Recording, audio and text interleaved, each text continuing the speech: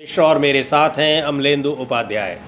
संसद में डॉक्टर भीमराव अंबेडकर के मुद्दे पर डॉक्टर भीमराव अंबेडकर के कथित अपमान को लेकर जो विपक्ष इस समय हमलावर है सत्ता पक्ष पर, सरकार पर और बीजेपी पर, उसको लेकर गतिरोध अभी भी बना हुआ है। लोकसभा अनिश्चितकाल के लिए स्थगित कर दी गई है, राज्यसभा भी 12 बजे तक के लिए स्थगित की गई है। लेकिन जो संसद परिसर में प्रदर्शन चल रहा है विपक्ष का, वो लगातार जारी है और किसी भी कीमत पर विपक्ष इस मामले में पीछे हटने को तैयार नहीं है। लगातार मांग हो रही है कि गृह मंत्री अमित शाह अपने बयानों के लिए माफी मांगे, गृह मंत्री अमित शाह इस्तीफा दें और बिना उनके माफी मांगे विपक्ष किसी भी तरह से वो इस अपने प्रदर्शन को कम करने पर किसी भी स्थिति में तैयार नहीं है। लगातार आप ये जो विजुअल्स देख रहे हैं, विपक्ष का जबरदस्त प्रदर्शन जारी है।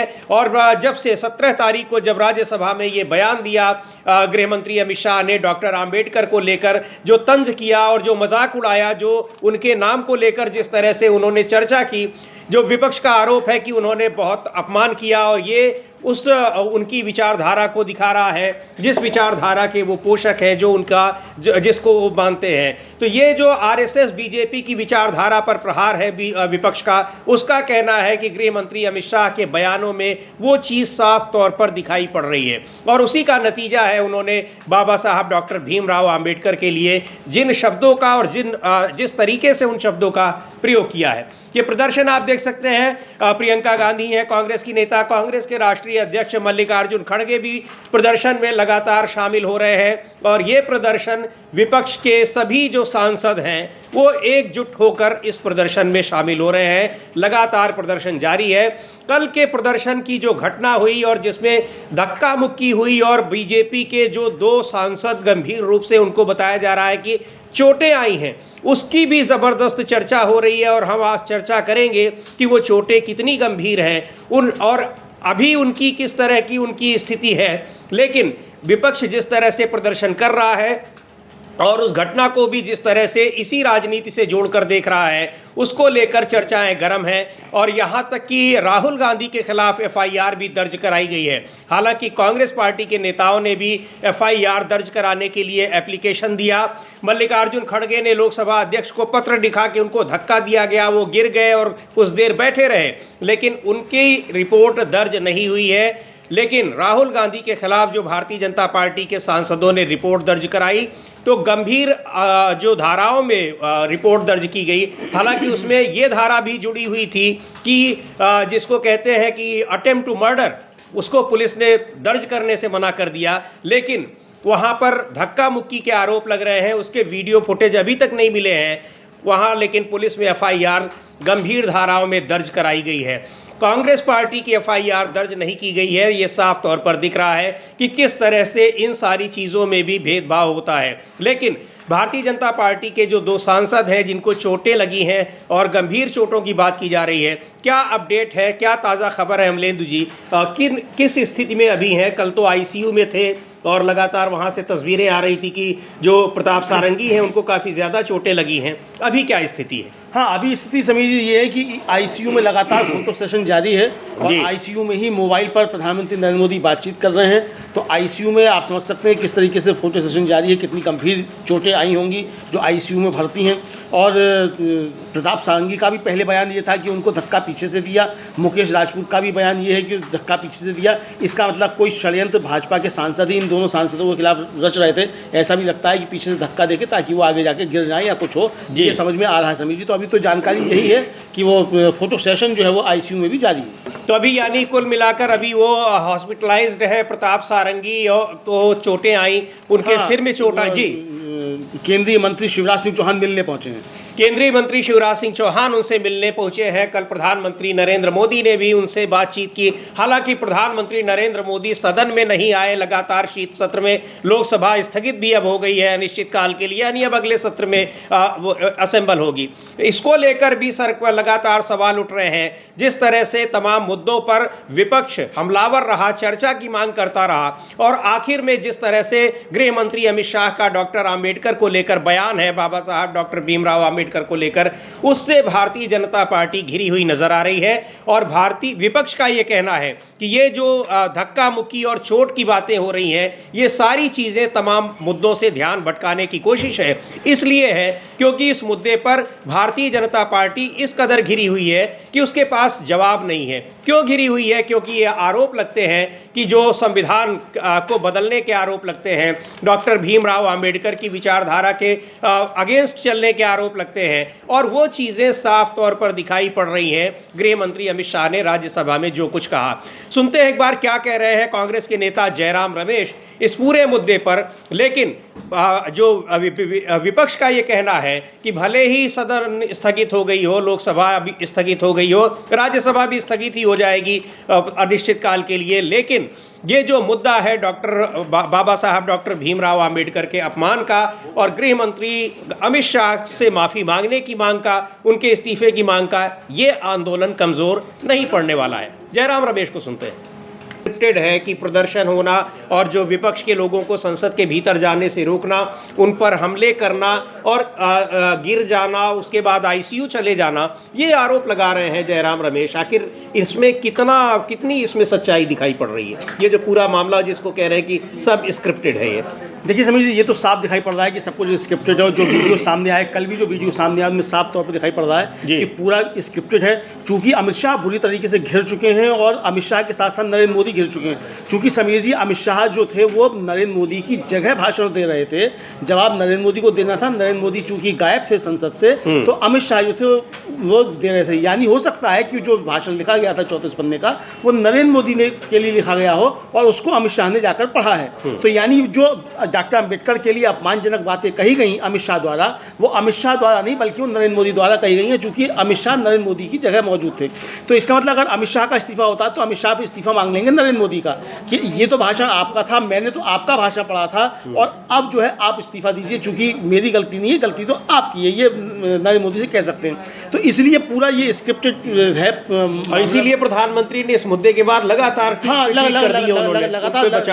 लगातार ट्वीट पे ट्वीट किए। हालांकि वो अब कितने डिलीट करेंगे नहीं करेंगे वो अलग का मसला है, क्योंकि वो ट्वीट डिलीट भी बहुत करते हैं नरेंद्र मोदी, तो वो करेंगे नहीं करेंगे वो अलग का मसला है। लेकिन वो जिस तरीके से दिखाई पड़ रहा है कि लाठी डंडे लेकर बीजेपी के सांसद जा रहे हैं, राहुल गांधी के ऊपर हमला करने की कोशिश हो रही है, लाठी डंडों से राहुल गांधी को रोका जा रहा है, मल्लिकार्जुन खड़गे पे हमला हो रहा है, मल्लिकार्जुन खड़गे गिर जाते हैं और प्रियंका गांधी बता रही हैं किस तरीके से मल्लिकार्जुन खड़गे गिरे, उस फिर उनके लिए किस कुर्सी का इंतजाम किया गया, उनको किया गया। तो ये सारी चीज़ें आ रही हैं और वो फुटेज जो है सीसीटीवी की वो अभी तक नहीं दी जा रही है जी।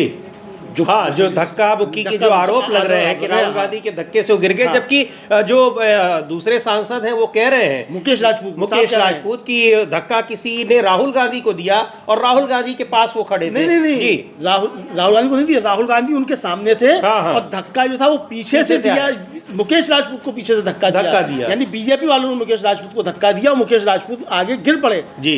यानी मुकेश राजपूत के ऊपर और भी हमला कर सकते थे बीजेपी के लोग, यानी ये आपस में ही सब कुछ कर सकते हैं। ये भी बातें अब समझ सामने आ रही हैं। तो और वही बात कह रहे हैं जयराम रमेश की सारी चीजें स्क्रिप्टेड थी कि कौन गिरेगा ये तक वहां पे पता था कि तो ये बहुत बड़ा आरोप है, गंभीर आरोप है। लेकिन और ये भी बता दें अपने दर्शकों को, इन आरोपों की पुष्टि इसलिए भी होती है क्योंकि 24 घंटे से ज्यादा का वक्त बीत चुका है, अब तक उसके जो वीडियो फुटेज सीसीटीवी फुटेज हैं वो नहीं अभी आए हुए हैं, सीसीटीवी फुटेज नहीं मिल पाए हैं। और सीसीटीवी फुटेज क्यों नहीं मिल पा रहे हैं जबकि पूरे संसद परिसर में जगह जगह कैमरे लगे हुए हैं, अपने आप में बड़ी गंभीर बात है। और अमरेंद्र जी, सीसीटीवी फुटेज तो अभी उसके भी नहीं आए जो राज्यसभा में नोटों की गड्डियां मिली हुई थी और जो अभिषेक मनु सिंघवी की सीट के नीचे मिली हुई थी कि किसने रख दिया, कहां से वो नोटों की गड्डियां आई, उसको लेकर भी जबरदस्त हंगामा हुआ था। सत्ता पक्ष के लोगों ने उसको की गड्डियां कहां से आई, ये भी नहीं सोचा कि आखिर जो सुनेंगे लोग वो क्या कहेंगे कि कोई भी सांसद नोटों की गड्डियां लेकर तो नहीं आएगा। अगर वो नोटों की गड्डियां पाई गई हैं तो कहीं ना कहीं साजिशन रखी गई होगी, उसके फुटेज भी अब तक शायद नहीं आए। उसके फुटेज भी नहीं आएंगे समीर जी। इसका मतलब कि अगर संसद के अंदर नोटों की गड्डियां इस तरीके से पहुंच सकती हैं, लाठियां लेकर बीजेपी के सांसद पहुंच सकते हैं, तो कल को ये AK-47 लेकर भी पहुंच सकते हैं। ये कुछ हाँ, भी लेकर तो पहुंच सकते सुरक्षा हैं। का मुद्दा तो है ही, सुरक्षा का बिल्कुल। मुद्दा है। हाँ। तो जितने भी बीजेपी के सांसद जो दिखाई पड़ रहे हैं लाठियां लिए हुए हाथों में और लाठियों में पोस्टर लगे हैं, जी। उन सबकी गिरफ्तारी होनी चाहिए। सुरक्षा की संसद की सुरक्षा में सेंध लग गई है। ये तो संसद की सुरक्षा का मसला है कि बीजेपी के सांसद लाठी लेकर कैसे पहुंचे हैं और आज भी पहुंचे हैं। आज फिर उन फुटेज को हम लोग दिखाएंगे कि किस तरह से सत्ता पक्ष के तमाम सांसद जो कल लाठी डंडों में अपने उन्होंने पोस्टर्स लगा रखे थे, आज फिर उसी तरह से उन्होंने प्रदर्शन किया है। ये आप देख सकते हैं, विपक्ष के सांसद केवल पोस्टर लिए हुए हैं, लेकिन सत्ता पक्ष के जो सदस्य हैं, मेंबर हैं, एमपीज हैं, वो किस तरह से लाठी डंडों में अपने पोस्टरों को लेकर चल रहे हैं। तो ये भी सवाल उठ रहा है कि आखिर लाठी डंडे लेकर कैसे सांसदों को भीतर आने की अनुमति दी गई। और इन्हीं सांसदों ने रोकने की कोशिश की थी कल विपक्ष के सांसदों को, जब वो संसद के भीतर प्रवेश कर रहे थे। उसी समय ये हंगामा हुआ और उसमें बताया जा रहा है कि चोटें लगी हैं, जिसको जयराम रमेश कह रहे हैं कि पूरी तरह से वो स्क्रिप्टेड सीन है। हर चीज़ पता थी कि कैसे क्या करना है, यानी उनके गिरने से लेकर, चोट लगने से लेकर और आईसीयू तक जाने से, ये आप देख सकते हैं किस तरह से रोकने की कोशिश की जा रही है। और आज भी उसी तरह से जो सत्ता पक्ष के सांसद हैं, वो डंडों में, लाठी डंडों में अपने पोस्टर लेकर आए हुए थे। एक बार उसको भी हम देखेंगे किस तरह से उनका प्रदर्शन चल रहा है सत्ता पक्ष के लोगों का। तो ये चीज़ें हैं जिस पर ये आरोप लगातार लग रहे हैं, लेकिन विपक्ष किसी भी कीमत पर पीछे हटने को तैयार नहीं है। दोनों ही सदनों का अब आज चूंकि आखिरी दिन भी है इस शीत सत्र का, लेकिन विपक्ष का कहना है कि वो अपना इस मुद्दे पर, यानी जो गृह मंत्री अमित शाह से इस्तीफे की मांग है, बाबा साहब डॉक्टर भीमराव अंबेडकर के अपमान का जो मामला है, उस पर वो उनसे माफ़ी मांगने की मांग अपनी जारी रखेंगे। और जब तक अमित शाह माफ़ी नहीं मांगते हैं, उनका आंदोलन और प्रदर्शन ये चलता रहेगा। एक बार सुनते हैं समाजवादी पार्टी के नेता अखिलेश यादव क्या कह रहे हैं। अखिलेश यादव ने भी कहा है कि बाबा साहब डॉक्टर भीमराव अंबेडकर का अपमान किया गया सीधे तौर पर, और भारतीय जनता पार्टी अब उसको किसी भी तरह से उस पर पर्दा डालने की कोशिश कर रही है। क्या कह रहे हैं अखिलेश यादव, सुनते हैं।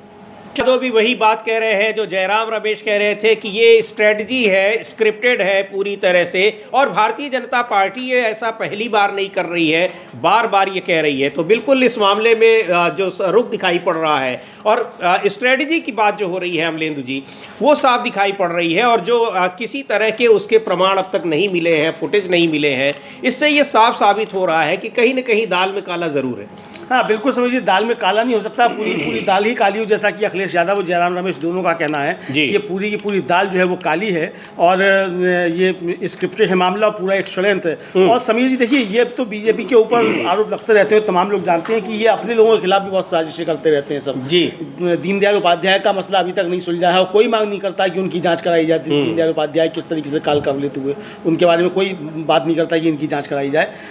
बलराज मधोक की आत्मकथा पढ़िए, किस तरीके से षड्यंत्रकारी है वो आत्मकथा में उन्होंने लिखा है। आडवाणी जी के साथ क्या हो रहा है, उनके साथ भी किस तरीके के षड्यंत्र। तो ये अपने लोगों के साथ जब षड्यंत्र कर सकते हैं तो दूसरों के साथ तो षड्यंत्र करेंगे ही करेंगे। तो यही सवाल जो है इनके ऊपर उठाए जा रहे हैं। तो यही सवाल उठाए जा रहे हैं और जो पूरी घटना है उसको लेकर स्क्रिप्टेड बताया जा रहा है विपक्ष की ओर से, तमाम सवाल उठ रहे हैं। लेकिन जो महत्वपूर्ण मुद्दा है वो ये है कि बाबा साहब डॉक्टर भीमराव अंबेडकर के अपमान का जो आरोप लगा है गृह मंत्री अमित शाह पर, उनसे विपक्ष के नेता बार बार यही कह रहे हैं कि आखिर अगर उनसे गलती हुई है तो अपनी गलती के लिए माफ़ी क्यों नहीं मांग लेते हैं। लेकिन माफ़ी नहीं मांगेंगे, यही बात अखिलेश यादव भी कह रहे हैं और यही बात शिवसेना के नेता संजय राउत भी कह चुके हैं। विपक्ष के तमाम नेता यही कह रहे हैं कि आखिर क्यों नहीं माफ़ी मांगते जब गलती हुई है, लेकिन गलती मानने को तैयार नहीं है। और गृह मंत्री अमित शाह के इस बयान के बाद जैसे ही उनको विपक्ष ने घेरना शुरू किया, प्रधानमंत्री नरेंद्र मोदी ने भी उनके बचाव में ढेर सारे ट्वीट कर दिए और ये नहीं कहा कि उन्होंने गलत कहा है या सही कहा है, वो ये कहने लगे कि कांग्रेस पार्टी ने किस तरह से डॉक्टर आम्बेडकर का अपमान किया है। तमाम पुरानी बातें जो बहुत सारी बातें जो तथ्यहीन बातें हैं और व्हाट्सएप में चलती रहती हैं, उस तरह की चीज़ों को उन्होंने ट्वीट किया है और बहुत सारी चीज़ें आरोप लगाते हुए। लेकिन ये बात बिल्कुल नहीं कह रहे हैं, चर्चा इसका जिक्र कर रहे हैं भारतीय जनता पार्टी के नेता कि आखिर गृह मंत्री अमित शाह ने जो राज्यसभा में कहा, जो रिकॉर्ड में है, उसमें बाबा साहब भीमराव का अंबेडकर का अपमान हो रहा है या फिर उनका सम्मान हो रहा है। एक बार सुनेंगे क्या कहा था 17 तारीख को अमित शाह ने राज्यसभा में, जब वो संविधान पर चर्चा हो रही थी उसमें बोल रहे थे, और उसको किस तरह से भारतीय जनता पार्टी उसको अपमान नहीं मान रही है, उसको कह रही है कि वो बाबा साहब डॉक्टर भीमराव आम्बेडकर का सम्मान है, वो उनके सम्मान में कहा गया था। सुनते हैं उनका वो बयान, और जिसको ये भी कहा जा रहा है कि उसको तोड़ मरोड़ कर पेश किया गया। पूरा मूल आप उसको सुनिए बयान जो है, और उसमें क्या तोड़ मरोड़ की गई है ये भी उसमें दिखाई पड़ेगा। और राज्यसभा का फुटेज है, कहीं दूसरी जगह का है भी नहीं। इसको लेकर विपक्ष के निशाने पर है गृह मंत्री अमित शाह, और इस बयान को जब वो दे रहे हैं तो ऐसा नहीं केवल अमित शाह ही बोल रहे हैं, पीछे जो भारतीय जनता पार्टी के सांसद बैठे हुए हैं और भी लोग बैठे हुए हैं, हंस रहे हैं और खिलखिलाकर हंस रहे हैं, और हंसने की, मेज थपथपाने की वहाँ से आवाज़ें आ रही हैं। विपक्ष का यही कहना है कि बाबा साहब डॉक्टर भीमराव आम्बेडकर के प्रति यही भावना है भारतीय जनता पार्टी की, और अब इस मुद्दे पर इस कदर घिरे हुए हैं कि उससे बच नहीं पा रहे हैं। तो ये अमलेंदु जी जो हम लोग फुटेज अभी देख रहे थे और लगातार उसको हम देख रहे हैं, उसमें भारतीय जनता पार्टी के सांसदों का पूरा उनका समर्थन उस पर दिखाई पड़ रहा है, जिस तरह से हंसकर वो उसको एक तरह से उसको एंडोर्स कर रहे हैं। हाँ बिल्कुल समीर जी, पूरे के पूरे भाजपा सांसद उसको एंडोर्स कर रहे हैं, और आज भी पूरे के पूरे भाजपा सांसद जो हैं वो ये तो तख्तियां लिए हुए हैं कि सांसद का अपमान नहीं सहेगा हिंदुस्तान, लेकिन डॉक्टर अम्बेडकर का अपमान नहीं सहेगा। आज के हैं, आज देख सकते हैं हम लोग। आप देखिए किस तरीके से मोटी मोटी लाठियां जो हैं सारे भाजपा सांसदों के हाथों में, निशिकांत दुबे कितनी तगड़ी लाठी जो है लेकर हाथ में आए हुए हैं। क्या आज भी कोई इसी तरीके की घटना अंजाम देने का इनका प्लान है? क्या इसी तरीके का कोई षड्यंत्र है? ये साजिशें रची जा रही हैं जी, विपक्ष के लोगों को धमकाने, मारने, पीटने की लाठियों से, इस तरह की कोई चीजें। तो ये साफ दिखाया जा सकता है कि इन सब सांसदों के हाथ में लाठियां हैं, और लाठियों में पतले पतले जो है वो पोस्टर चिपके हुए हैं जिसमें लिखा गया है कि सांसद का अपमान नहीं सहेगा हिंदुस्तान। और वही हम लोग देख रहे थे विपक्ष का वो केवल पोस्टर उनके हाथ में हम देख सकते हैं। ये तो जो सत्ता पक्ष के ये विपक्षी सांसद हैं, समाजवादी पार्टी के सांसद हैं, बाबा साहब की तस्वीरें लिए हुए, स्लोगन लिखे हुए, पोस्टर लिए हुए हैं, या फिर यहाँ हम देख सकते हैं। तो यहाँ पर कहीं किसी को डंडे लाठी की जरूरत नहीं पड़ी। यहाँ भी नहीं है, यहाँ भी नहीं, वही कह रहा हूँ, अपने पोस्टर लहराने के लिए, लेकिन सत्ता पक्ष के लोगों को लाठी डंडों की जरूरत पड़ रही है। जी बिल्कुल, सत्ता पक्ष के लोग जो लाठी डंडे लेकर आए, और इनको आने कौन दे रहा है संसद के अंदर लाठी डंडे लेकर? बिल्कुल, ये लोकसभा अध्यक्ष के ऊपर सवाल है। लोकसभा अध्यक्ष ने आज कहा कि संसद की गरिमा बचाए रखने का दायित्व दोनों का है, सत्ता पक्ष विपक्ष का भी है। लेकिन ये लाठियां लेकर जो आ रहे हैं, हिंसा करने जो आ रहे हैं, लाठियां लेकर के, लाठी लेकर हिंसा करनी आएगा ना आदमी जी, तो लाठियां लेकर जो बीजेपी के सांसद जा रहे हैं, इनके बारे में क्या कहना है ओम बिरला साहब का? FIR दर्ज क्यों नहीं कराते इन सांसदों के खिलाफ? जी बिल्कुल, तो ये प्रदर्शन जारी है, लगातार ये प्रदर्शन हो रहा है। एक बार सुनते हैं कांग्रेस की नेता प्रियंका गांधी ने क्या कहा है, राहुल गांधी पर जो FIR हुई है उसको लेकर उन्होंने क्या कहा है, और बाबा साहब डॉक्टर भीमराव आम्बेडकर के अपमान के मुद्दे पर विपक्ष किस तरह की रणनीति अपना रहा है, वो क्या पीछे नहीं हटने की बात कर रहा है। क्या कह रही है प्रियंका गांधी, सुनते हैं एक बार। भटकाने के लिए, मुद्दों से ध्यान भटकाने के लिए सारी चीज़ें हो रही हैं, प्रियंका गांधी कह रही हैं। यही बात जयराम रमेश और अखिलेश यादव भी कह रहे हैं। और आपको बता दें कि संसद के दोनों सदन अब स्थगित कर दिए गए हैं अनिश्चित काल के लिए। आज आखिरी दिन था भी, अनिश्चित काल के लिए स्थगित होना भी था। लेकिन अभी एक बड़ी खबर आ रही है, हरियाणा के पूर्व मुख्यमंत्री ओम प्रकाश चौटाला के निधन की खबर आ रही है। हरियाणा के पूर्व मुख्यमंत्री ओम प्रकाश चौटाला पिछले काफ़ी दिनों से बीमार चल रहे थे, उनके निधन की खबर आ रही है। और क्या जानकारी है अमलेंदु जी, वहाँ पर कहाँ थे वो, चंडीगढ़ में थे या फिर गुड़गांव में थे? हाँ, ओम प्रकाश चौटाला के निधन की जो खबर है उसमें और क्या अपडेट है? हाँ अभी समीर जी इसके मालूम करते हैं, इसकी अपडेट क्या है। अभी तो केवल इतनी अपडेट आई है कि उनका निधन हो गया है और वो काफ़ी लंबे समय से बीमार थे। तो इसको अभी मालूम करते हैं कि वो उनका निधन कहाँ हुआ है और क्या उनका कार्यक्रम है आगे का उनके। जी बिल्कुल, तो ओम प्रकाश चौटाला हरियाणा के मुख्यमंत्री रहे हैं और इंडियन नेशनल लोक दल के नेता रहे हैं। भारतीय जनता पार्टी के साथ लंबे समय तक उनका वहाँ पर गठबंधन रहा। हालांकि बाद में उनकी पार्टी भी टूट गई और उनकी पार्टी के साथ भारतीय जनता पार्टी का गठबंधन भी टूटा। उनकी पार्टी से टूटी हुई पार्टी का बीजेपी के साथ गठबंधन हुआ और फिर वो भी गठबंधन टूटा। तो बहुत एक अहम उनका किरदार रहा हरियाणा की राजनीति में। उनके पिता चौधरी देवीलाल भी मुख्यमंत्री रहे और बहुत एक वरिष्ठ नेता रहे चौधरी देवीलाल। तो उनके बेटे थे ओम प्रकाश चौटाला, उनके निधन की खबर आ रही है और जानकारी जैसे ही हमें मिलती है हम आपको ज़रूर बताएंगे। लेकिन आपको ये भी बता दें कि संसद के दोनों सदन अब अनिश्चितकाल के लिए स्थगित कर दिए गए हैं। लेकिन ये जो विरोध प्रदर्शन है गृह मंत्री अमित शाह के बयान पर, बाबा साहब डॉक्टर भीमराव अंबेडकर के को लेकर उन्होंने जो बयान दिया उस पर उनके अपमान का आरोप लगा रहा है विपक्ष, और विपक्ष का प्रदर्शन लगातार जारी है संसद परिसर के भीतर भी और संसद के बाहर भी। इसको लेकर देश के तमाम जगहों पर भी लगातार प्रदर्शन हो रहे हैं, लेकिन संसद में जिस तरह से ये प्रदर्शन हो रहा है आप देख सकते हैं विपक्षी नेताओं के, इंडिया गठबंधन के, उसमें कांग्रेस पार्टी शामिल है, तृणमूल कांग्रेस, समाजवादी पार्टी, डीएमके, ये सारी पार्टियां उस प्रदर्शन में शामिल हैं और मांग की जा रही है कि गृह मंत्री अमित शाह इस्तीफा दें। जी बिल्कुल, ये अमित शाह के इस्तीफे की मांग की जा रही है और विपक्ष इस पर लगातार डटा हुआ है कि अमित शाह को इस्तीफा देना ही पड़ेगा। जी, ये विपक्षी मांग है और साफ तौर पे कहा जा रहा है कि ये जो राहुल गांधी पे हमला और जो बताया गया कि बीजेपी के जो सांसद हैं जो घायल हो गए हैं, आईसीयू हैं, ये सब बीजेपी की स्क्रिप्टेड है प्लानिंग, ताकि असली मुद्दे से ध्यान हटाया जा सके, लेकिन देश का ध्यान असली मुद्दे से नहीं हटेगा। और इस बीच खबर समीर जी ये भी है कि कई दलित संगठन ये तैयारी कर रहे हैं कि 25 दिसंबर को जो मनुस्मृति दिवस है उस पर पूरे देश भर में मनुस्मृति जलाई जाएगी और अमित शाह के इस्तीफे की मांग की जाएगी 25 दिसंबर को। इस तरीके की तैयारियां भी शायद चल रही हैं, कुछ सूचनाएं सूत्रों के अनुसार मिली हैं। जी बिल्कुल, इस मुद्दे पर न केवल राजनीतिक दल बल्कि तमाम सामाजिक संगठन और दलित संगठन भी गृह मंत्री अमित शाह के इस्तीफे की मांग कर रहे हैं, उसे माफी मांगने की मांग कर रहे हैं। समाजवादी पार्टी का ये प्रदर्शन है, इसमें डिंपल यादव दिखाई पड़ रही है। डिंपल यादव ने क्या कहा इस प्रदर्शन को लेकर और गृह मंत्री अमित शाह के बयान को लेकर, एक बार सुनते हैं।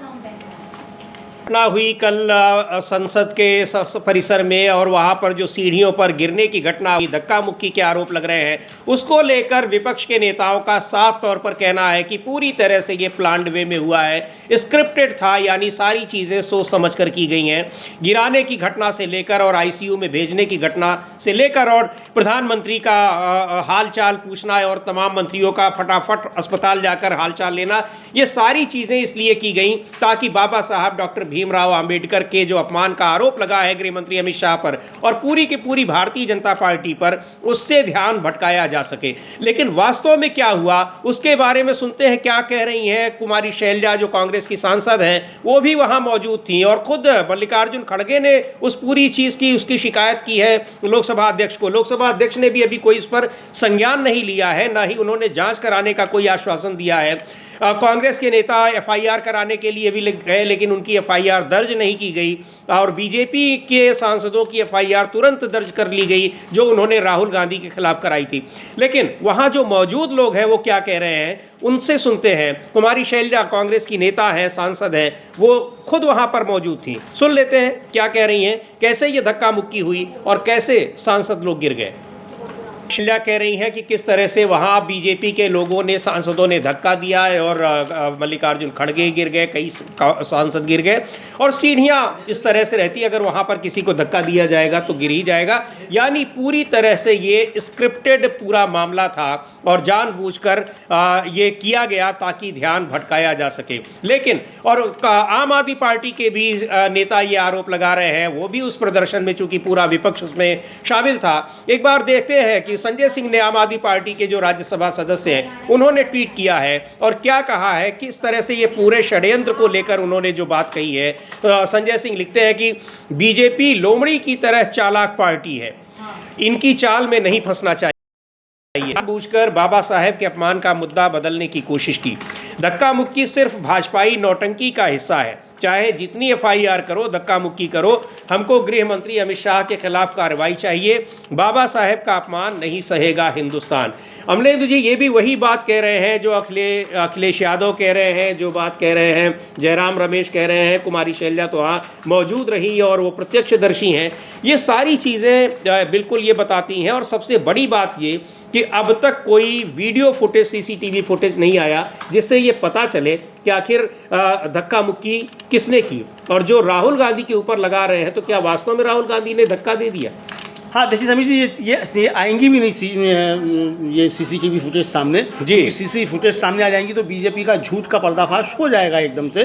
और चूंकि उसमें साफ दिख रहा है, जो वीडियोस आए हैं और मीडिया चैनल्स के वो सब आए हैं, उसमें साफ दिख रहा है कि राहुल गांधी को पे हमला करने की कोशिश की जा रही है और उन्हें हाथों से और लाठियों से रोका जा रहा है राहुल गांधी को, और धक्का जो है वो बीजेपी के सांसद सब दे रहे हैं। और पप्पू यादव जो वहाँ मौजूद थे, पप्पू यादव जो है वो कह रहे हैं कि राहुल गांधी जिस समय ये घटना हुई हुई उस समय राहुल गांधी वहाँ नहीं थे जी। प्रियंका गांधी पे ये हमला करने की कोशिश कर रहे थे, तो उसके बाद वो राहुल गांधी को ये फुटेज हम लोग देख सकते हैं इसको, अगर हम पूरी स्क्रीन पर देखें कि विपक्ष के सांसद सदन के भीतर जाने की कोशिश कर रहे हैं और वहां दरवाजे पर ही मौजूद है भारतीय जनता पार्टी के तमाम सांसद, और उनके हाथों में डंडे हैं बड़े बड़े जिन पर छोटे छोटे पोस्टर लगे हुए हैं और उनको रोकने की कोशिश की जा रही है। यही कुमारी शैलजा कह रही थी। और देखिए यहाँ पे राहुल गांधी नहीं है, प्रियंका गांधी है और तमाम महिला सांसद है, खड़गे दिख रहे हैं, मल्लिकार्जुन खड़गे दिख रहे हैं।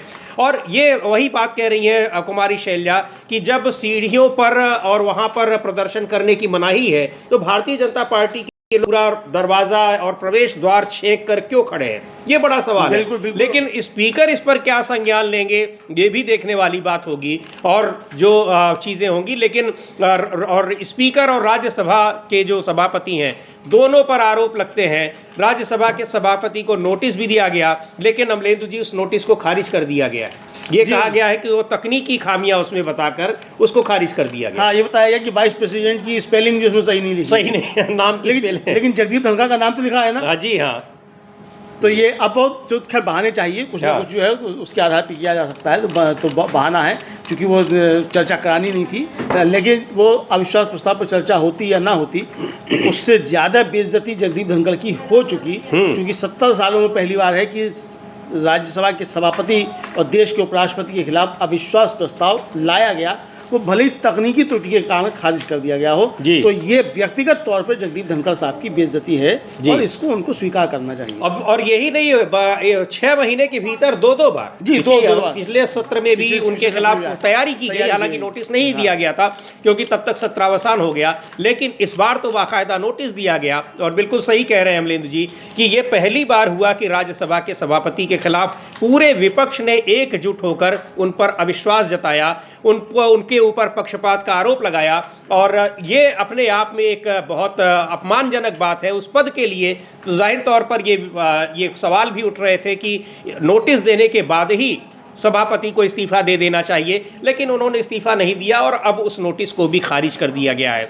और यही चीज़ें हैं, अब लोकसभा अध्यक्ष को पत्र लिखा गया है। लोकसभा अध्यक्ष से सवाल पूछा जा रहा है कि आपके आदेश के बावजूद भारतीय जनता पार्टी के लोग पूरे उन दरवाज़ों को बंद करके उन्होंने क्यों रखा था, प्रदर्शन कर रहे थे जहां से जो एंट्री द्वार है, जो प्रवेश द्वार है। अब इसका जवाब वो क्या देते हैं। लेकिन आज दूसरा दिन है, यानी 24 घंटे बीत चुके हैं, मल्लिकार्जुन खड़गे के पत्र का जवाब तो अभी तक नहीं आया होगा अमलेंदु जी, या कोई सूचना है कि नहीं, अभी तक कोई सूचना नहीं है कि मल्लिकार्जुन खड़गे के पत्र का कोई जवाब दिया है या उस पर कोई एक्शन लिया है, उस पर कोई जांच बैठाई गई है या बीजेपी सांसदों के खिलाफ कोई एफआईआर जो है वो ओम बिरला साहब ने दर्ज कराई है। अभी तक इस तरह की कोई सूचना अभी तक तो आई नहीं है, कम से कम हम लोग के पास सूचना नहीं है जी कि कोई जवाब उसका दिया गया हो। और अब लोकसभा और राज्यसभा दोनों ही सदन स्थगित कर दिए गए हैं, लेकिन विपक्ष पीछे हटने को तैयार नहीं है और आरोप लगा रहा है कि तमाम ऐसी घटनाएं जानबूझकर क्रिएट की जा रही हैं जिससे लोगों का ध्यान भटकाया जा सके। और बाबा साहब डॉक्टर भीमराव अंबेडकर का जो अपमान राज्यसभा के भीतर गृह मंत्री अमित शाह ने किया है, उस पर बिना उनसे माफ़ी मंगवाए और बिना उनके इस्तीफे के विपक्ष शांत नहीं होने वाला है। एक बार सुनते हैं अखिलेश यादव क्या कह रहे हैं, इस जो भारतीय जनता पार्टी की जो ये रणनीति है उस पर कैसे उन्होंने कटाक्ष किया है और कहा है कि ये पहली बार नहीं है, ये उस पार्टी की अपनी रणनीति है, उसकी आदत है, हैबिट है। से आरोप लगा रहे हैं और वो साफ तौर पर ये कह रहे हैं कि सारी चीज़ें बिल्कुल पूर्व नियोजित थी, यानी स्क्रिप्टेड थी, सब पता था कि कब क्या कैसे होने आए। और तंज भी कस रहे हैं कि जो मुकेश राजपूत है, फर्रुखाबाद से सांसद हैं, जो उन्हीं की पार्टी के यानी समाजवादी पार्टी के जिस नेता को हरा कर आए हैं वो डॉक्टर हैं, अगर वो कहें तो उनको भेज देंगे।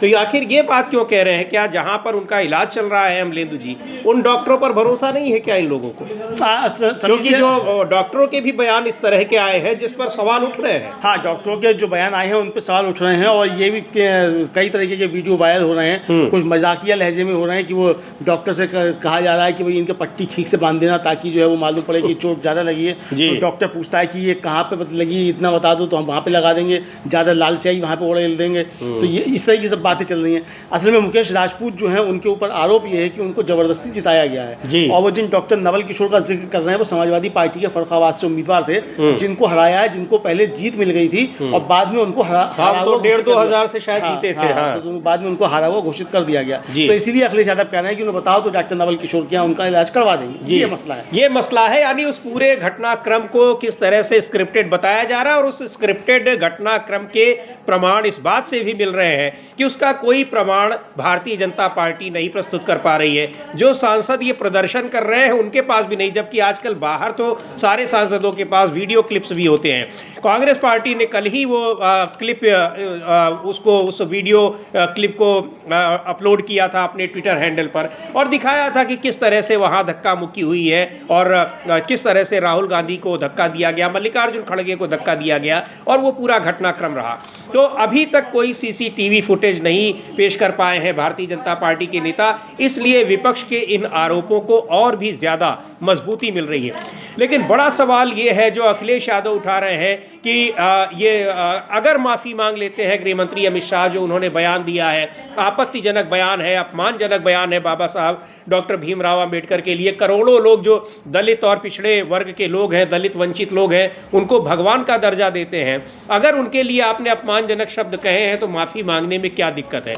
लेकिन माफ़ी क्यों नहीं मांग रहे हैं, इस बात को बता रहे हैं कांग्रेस के नेता, कांग्रेस के सांसद गौरव गोगोई। सुनते हैं क्या कहा उन्होंने, और अमित शाह क्यों नहीं माफ़ी मांग रहे हैं, या भारतीय जनता पार्टी उन पर दबाव क्यों नहीं बना रही है कि वो माफ़ी मांगे।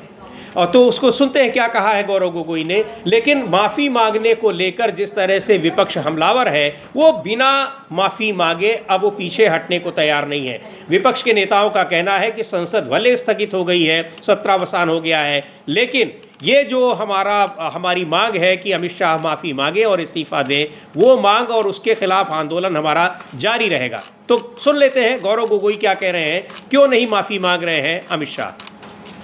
कर रहे हैं गौरव गोगोई, क्यों नहीं माफ़ी मांग रहे हैं, अहंकार है। और वास्तव में जो विपक्ष के नेता हैं वो आरोप लगा रहे हैं कि अमित शाह ने कोई नई बात नहीं कह दी, बल्कि उनकी पार्टी की, उनकी विचारधारा की सोच ही यही है डॉक्टर आम्बेडकर को लेकर और संविधान को लेकर। और जो बात अचानक उनके मुंह से निकल गई, और ये भी है कि वो रिकॉर्ड में वो पहले से ही पता थी, चूँकि उनके भाषण की जो उसकी स्क्रिप्ट निकाली गई तो उसमें भी वो बात लिखी हुई थी। तो ऐसा भी नहीं है कि ये इस चीज़ को लेकर कोई उसमें तोड़ मरोड़ की गई हो। अमित शाह ने क्या कहा उस भाषण की, उस क्लिप को हम आपको सुनाते हैं जो राज्यसभा में उन्होंने कहा, और जिस बयान पर उनके इतना हंगामा मचा हुआ है, विपक्ष मांग कर रहा है, और विपक्ष ही नहीं बल्कि देश भर में तमाम सामाजिक संगठन और दलित संगठन मांग कर रहे हैं कि अमित शाह माफ़ी मांगे और इस्तीफा दें।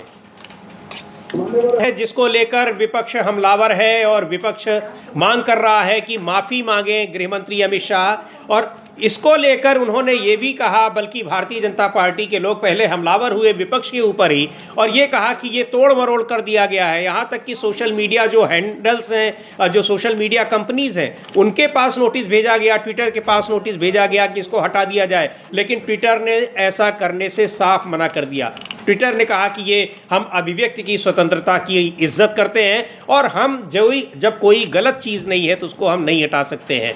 तो ये, लेकिन उसके बाद फिर ये शांत हो गए कि यो तोड़ मरोड़ कर बयान दिया गया, और फिर जैसा विपक्ष कह रहा है कि मुद्दे से भटकाने के लिए तमाम दूसरे सीन क्रिएट किए जा रहे हैं। जी समीर जी, दूसरे सीन किए जा रहे हैं, असली मुद्दे से ध्यान हटकाया है ताकि अमित शाह को माफ़ी ना मांगना पड़े, इसकी जुगत की जा रही है। लेकिन ये जुगत कामयाब होगी नहीं, चूँकि सूत्रों के हवाले से समीर जी खबर ये आ रही है कि बहुत से दलित संगठन जो वो देश भर में व्यापक आंदोलन की तैयारी कर रहे हैं अमित शाह के इस्तीफे की मांग करने के लिए। मायावती जो है, जो अभी तक जो बहुत खामोश रहती थी बीजेपी के साथ, वो समझ में आते था उनको, लेकिन उनके मतदाताओं का भी उन पर दबाव है कि अमित शाह की इस बात पर आप रिएक्ट कीजिए। तो अब मायावती भी जो है खुलकर बोली है कि अमित शाह को माफ़ी मांगनी चाहिए। तो यानी अब जो समर्थक समझे जाते हैं बीजेपी के, वो भी अमित शाह पे दबाव डाल रहे हैं कि आप माफ़ी मांगिए। इधर कल जो अरविंद केजरीवाल ने नीतीश कुमार और चंद्रबाबू नायडू को चिट्ठी लिखी है जी कि आप लोग बाबा साहब के अपमान पर अपनी राय स्पष्ट कीजिए कि आप अमित शाह के साथ हैं कि आप बाबा साहब के साथ हैं। इस पर दोनों की खामोशी हो गई है। और समीर जी, जो बीजेपी के सांसद प्रदर्शन कर रहे हैं उनके साथ जेडीयू और टीडीपी के सांसद दिखाई नहीं पड़ रहे हैं। हो सकता है कि आने वाले समय में कोई बड़ी घटना जो है वो ये हो, और मोदी शायद जिस तरीके से सदन से गायब हुए हैं, इससे समझा जा सकता है कि कोई अंदर चीज़ें चल रही हैं। इधर आज जो है वो जगदीप धनखड़ साहब जो उपराष्ट्रपति हैं और राज्यसभा के सभापति हैं, उन्होंने नेता सदन राज्यसभा में जेपी नड्डा और नेता विपक्ष मल्लिकार्जुन खड़गे से मुलाकात की है। वो एक शिष्टाचार भेंट होती है सदन की कार्रवाई स्थगित होने के बाद। जी अमलेंदु जी, बिल्कुल आप सही कह रहे हैं कि इस मुद्दे पर प्रधानमंत्री मोदी और गृह मंत्री अमित शाह दोनों ही सदन से बाहर हैं, सदन में से नहीं दिखाई पड़ रहे हैं। और ये भी एक दिलचस्प बात है कि ये पहली बार ऐसा है कि जब एक ही सत्र में जब प्रधानमंत्री नरेंद्र मोदी भी घिरे हों और केंद्रीय गृह मंत्री अमित शाह भी घिरे हों और दोनों से इस्तीफे की मांग हो रही हो, और दोनों ही मुद्दों पर न केवल वो अपने विपक्ष के निशाने पर हैं, न केवल अपने सहयोगी दलों के निशाने पर हैं, चूंकि जैसा अभी अमलेंदु जी बता रहे हैं कि इस प्रोटेस्ट में जो वो भारतीय जनता पार्टी के नेता प्रदर्शन कर रहे हैं उसमें सहयोगी दलों के सांसद नहीं दिखाई पड़ रहे हैं। तो ये निश्चित तौर पर जो अरविंद केजरीवाल ने चिट्ठी लिखी और बाबा साहब डॉक्टर भीमराव आम्बेडकर के अपमान का मुद्दा उठाया है कि आप इसमें साथ हैं या नहीं हैं, तो वो कैसे कह सकते हैं कि हम साथ हैं, तो इसीलिए उन्होंने दूरी बना रखी है। ये भारतीय जनता पार्टी के लिए एक बहुत मुश्किल भरा क्षण है, और खास तौर पर प्रधानमंत्री मोदी और गृह मंत्री अमित शाह के लिए। दूसरी ओर पार्टी के सांसदों का भी पूरी तरह से समर्थन नहीं मिल रहा है, और पार्टी के बहुत से सांसद भी उस प्रदर्शन से दूरी बनाए हुए हैं। सबसे बड़ा इसका प्रमाण तो तब देखने को आया जब वन नेशन वन इलेक्शन के मुद्दे पर व्हिप जारी किया गया, लेकिन उसमें भारतीय जनता पार्टी के 20 से ज़्यादा सांसद नदारद थे, आए ही नहीं, और जानबूझकर नहीं आए। उनके ना आने का कोई ऐसा कारण नहीं था, दिल्ली में ही थे, लेकिन वोटिंग के समय व्हिप जारी होने के बावजूद नहीं आए। तो अमलेंदु जी, निश्चित तौर पर ये प्रधानमंत्री नरेंद्र मोदी और गृह मंत्री अमित शाह दोनों के लिए एक बड़े खतरे की घंटी सुनाई पड़ रही है। हाँ बिल्कुल, बड़ी घंटी है खतरे की। और चूंकि नरेंद्र मोदी अभी तक जो हैं वो बीजेपी संसदीय दल के नेता नहीं चुने गए हैं, और जो गायब रहने वाले सांसदों के नाम आए हैं समीर जी, उसमें 3 केंद्रीय मंत्री हैं, नितिन गडकरी, ज्योतिरादित्य सिंधिया और गिरिराज सिंह। तो ये खबर है कि ये 3 भी जो है वो 20 में शामिल हैं। तो नितिन गडकरी को तो वैसे भी प्रतिद्वंदी समझा जाता है नरेंद्र मोदी का, वो लगातार जो है इशारों में नरेंद्र मोदी की आलोचना भी करते रहते हैं। एक अखबार ने तो बहुत पहले खबर छाप दी थी कि वो 150 सांसद लेकर जो है वो पलटी मार सकते हैं, इस तरह की खबरें भी छप रही थी। तो वो है कि सच की नहीं, हम नहीं जानते इसको, यह हमारा अपना वर्जन नहीं है किसी भी तरीके का, लेकिन वो समझा जाता है कि वो दावेदार जो है वही थे जिस समय मोदी को मुख्य प्रधानमंत्री पद का दावेदार बनाया गया। अब वो कांग्रेस के कुछ नेताओं की गलतियों की वजह से नितिन गडकरी पीछे चले गए और नरेंद्र मोदी आगे आ गए, इस तरह की बातें कही जाती हैं। तो उनमें नितिन गडकरी भी शामिल हैं जो बाहर हैं। तो अब क्या नरेंद्र मोदी के खिलाफ बीजेपी में भी कुछ चीज़ें शुरू हो गई हैं, और इसी घबराहट में इस तरीके के अपशब्द जो हैं डॉक्टर अम्बेडकर के लिए, बाबा साहब अम्बेडकर के लिए अमित शाह के मुंह से निकले हैं। मुंह से नहीं निकले हैं, बाकायदा तैयारी के साथ निकले हैं। 34 पेज का लिखा हुआ उनका भाषण है। 34 पेज का एक नहीं 34 पेज का लिखा हुआ भाषण है, और पहले से लिखा हुआ भाषण है, तो वो पहले से तैयारी है कि किस तरीके से बाबा साहब का अपमान किया जाना है। ये साफ तौर पर समझ में आ रहा है समीर जी। बिल्कुल, तो ये साफ तौर पर समझ में आ रहा है, और मोदी और अमित शाह के सदन से नदारद रहने के पीछे भी ये मुद्दा है। और प्रधानमंत्री नरेंद्र मोदी के खिलाफ तो पहले दिन से ही, शीत सत्र में पहले दिन से ही, और उनको बुलाने की, उनसे उनके बयान देने की मांग हो रही थी, इस्तीफे की मांग हो रही थी। जिस तरह से अडानी के मुद्दे पर विपक्ष लगातार प्रदर्शन करता रहा, और अब गृह मंत्री अमित शाह को लेकर जिस तरह से उन्होंने बाबा साहब डॉक्टर भीमराव आम्बेडकर के खिलाफ टिप्पणी की है, उस पर बुरी तरह से घिरे नजर आ रहे हैं। और भारतीय जनता पार्टी के भीतर भी अब उसमें इसके खिलाफ एक बगावत के स्वर दिखाई पड़ रहे हैं, जिसका पहली जो एक बड़ा उदाहरण देखने को मिला, एक प्रमाण देखने को मिला कि जब वोटिंग के समय 20 से ज़्यादा सांसद आए ही नहीं, जबकि भारतीय जनता पार्टी ने व्हिप जारी कर रखा था।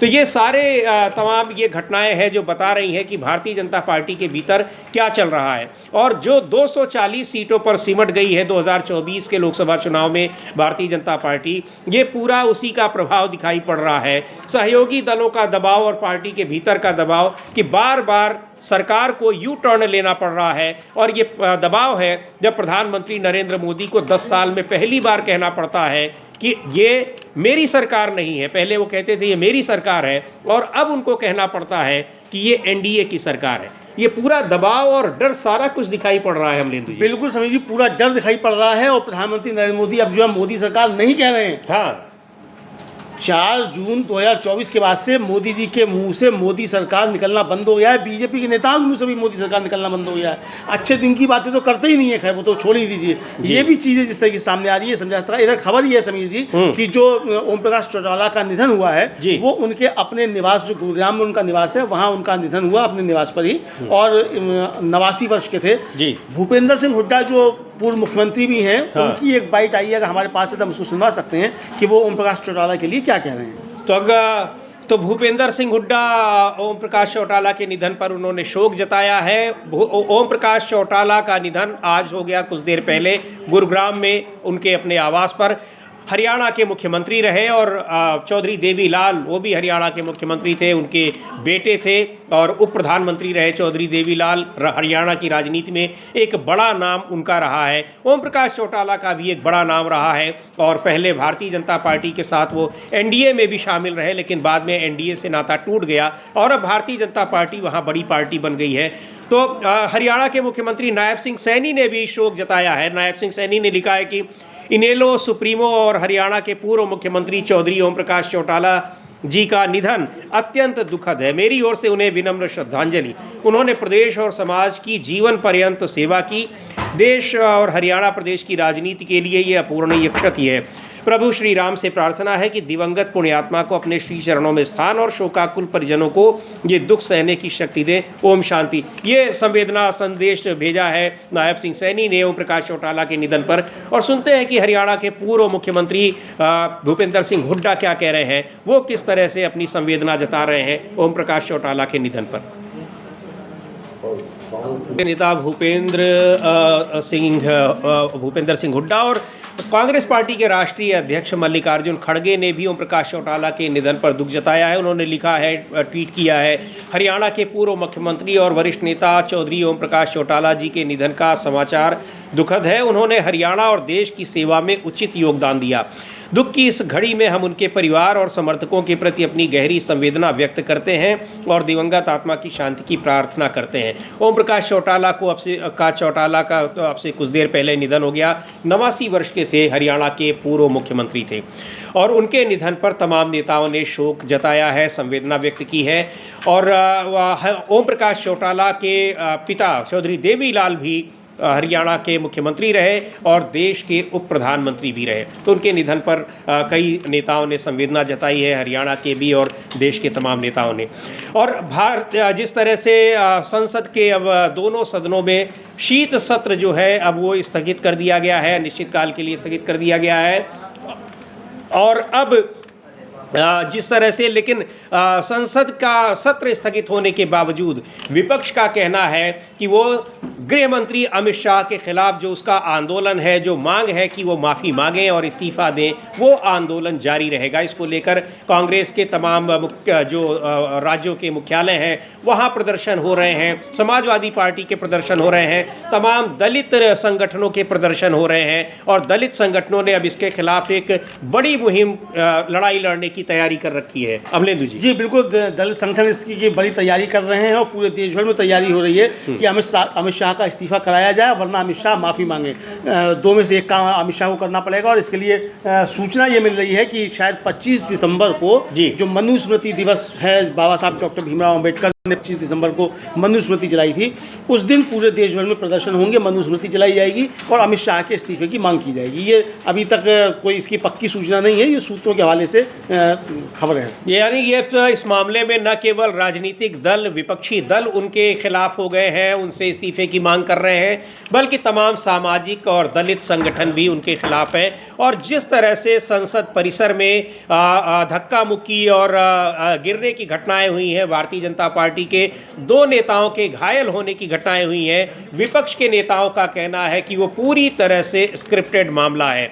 अखिलेश यादव क्या कह रहे हैं, और कह रहे हैं कि ये भारतीय जनता पार्टी की स्ट्रेटजी कोई नई नहीं है। भारतीय जनता पार्टी अक्सर ऐसा ही करती है, जब गंभीर मुद्दों से ध्यान भटकाना होता है तब वो ऐसा कहती है। कांग्रेस की नेता प्रियंका गांधी ने भी ये बात कही है। और आपको बता दें कि भारतीय जनता पार्टी ने जिस धक्का मुक्की की बात की जा रही है उसके लिए राहुल गांधी पर आरोप लगाया है, राहुल गांधी के खिलाफ एफआईआर दर्ज कराई है। क्या कह रही है प्रियंका गांधी राहुल गांधी के खिलाफ एफआईआर दर्ज कराने को लेकर और संसद में जो घटना हुई है उसको लेकर क्या कह रही है? पूरे विपक्ष का आरोप है कि इस मुद्दे से ध्यान भटकाने की कोशिश है जो अमित शाह ने राज्यसभा में बाबा साहब डॉक्टर भीमराव अंबेडकर के अपमान में जो बात कही है। प्रियंका गांधी को सुनते हैं। इसलिए एफआईआर करा दी गई कि ये अडानी पर चर्चा नहीं चाहते हैं और बाबा साहब डॉक्टर भीमराव अंबेडकर के अपमान पर बुरी तरह से घिरे हुए हैं, उस पर जवाब इनसे मांगा जा रहा है। उस जवाब से लोगों को भटकाने के लिए, मुद्दे को भटकाने के लिए ये कार्रवाई की गई है, प्रियंका गांधी का ये कहना है। और अभी कल जम्मू कश्मीर के मुख्यमंत्री उमर अब्दुल्ला से जब ये पूछा गया कि राहुल गांधी के ऊपर ऐसे आरोप लग रहे हैं, उन्होंने बहुत महत्वपूर्ण बात कही। उन्होंने कहा कि ये तो संसद परिसर है, राहुल गांधी तो सड़क चलते भी किसी को धक्का नहीं दे सकते हैं क्योंकि हम लोग उनको बहुत दिनों से जानते हैं। लेकिन उनके खिलाफ आरोप लगे हुए हैं, एफआईआर हुई है, आरोप नहीं लगे हैं, एफआईआर दर्ज हुई है और कहा गया है कि उन्होंने धक्का दिया जिससे बीजेपी के 2 सांसद गिर गए। लेकिन इन सारी चीज़ों से भले ही विपक्ष कह रहा है कि ध्यान भटकाने की कोशिश है, संसद के दोनों सदन स्थगित कर दिए गए हैं अनिश्चितकाल के लिए, लेकिन विपक्ष का कहना है कि वो गृह मंत्री अमित शाह से माफ़ी मांगने की अपनी जो मांग है उस पर अड़ा रहेगा और बाबा साहब डॉक्टर भीमराव अंबेडकर का जो उन्होंने अपमान किया है उस मुद्दे पर वो माफ़ी मांगे और इस्तीफा दें। अब ये जो टकराव है ये अभी आगे भी बना रहेगा और इसको लेकर भारतीय जनता पार्टी बुरी तरह से घिरी नज़र आ रही है। भटकाने की जो भी कोशिशें वो कर रही है वो कोशिश भी कामयाब नहीं हो पा रही है क्योंकि इस तरह की कोशिशें लगातार करती रही है, ये विपक्ष के नेताओं का कहना है। बहरहाल इस कार्यक्रम को अब यहीं समाप्त करने की इजाज़त चाहते हैं।